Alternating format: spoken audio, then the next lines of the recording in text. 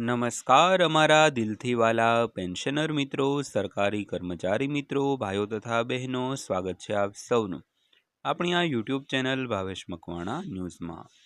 તો પેન્શનર મિત્રો, આજના વિડીયોની અંદર આપણે વાત કરવાના છીએ તમામ પેન્શનરો અને સરકારી કર્મચારીઓને 18 મહિનાની અંદર પેન્શનમાં મળશે આટલો વધારો।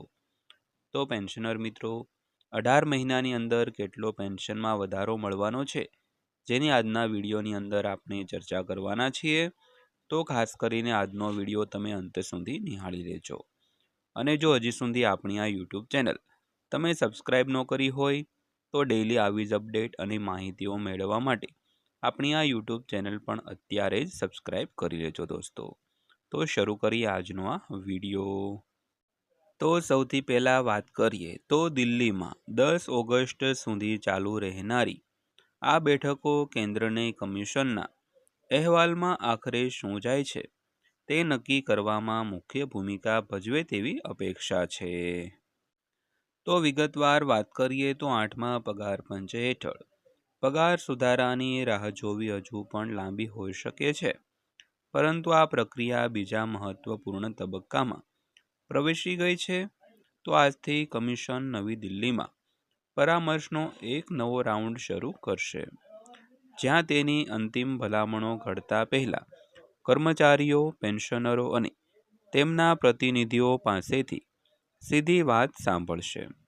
તો 10 ઓગસ્ટ સુધી ચાલુ રહેનારી આ બેઠકો કેન્દ્રને કમિશનના અહેવાલમાં આખરે શું જાય છે તે નક્કી કરવામાં મુખ્ય ભૂમિકા ભજવશે તેવી અપેક્ષા છે।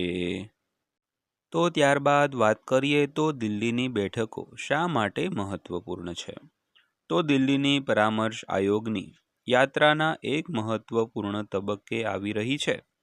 તો પેનલે ઘણા મહિનાઓ દેશભરમાં પ્રવાસ કરીને કર્મચારી સંગઠનો, પેન્શનર જૂથો અને અન્ય હિસ્સેદારોને તેમની ચિંતાઓ અને અપેક્ષાઓ સમજવા માટે મળ્યા છે। તો તેના 18 મહિનાની અંદર અડધા વધુથી સમય વીતી ગયો છે। તો પછી કમિશન હવે એવા તબક્કામાં પ્રવેશી રહ્યું છે જ્યાં તેને તેની ભલામણો તૈયાર કરતા પહેલા મળેલા પ્રતિસાદનું મૂલ્યાંકન કરવાનું શરૂ કરશે દોસ્તો। તો ત્યારબાદ વાત કરીએ તો કયા મુદ્દાઓ પર ચર્ચા થવાની શક્યતા છે। તો સૌથી મોટી અપેક્ષાઓમાં ઉચ્ચ ફિટમેન્ટ પરિબળ, મૂળભૂત પગારમાં સુધારો, પેન્શન સુધારા અને ભથ્થાઓમાં ફેરફારનો સમાવેશ થાય છે।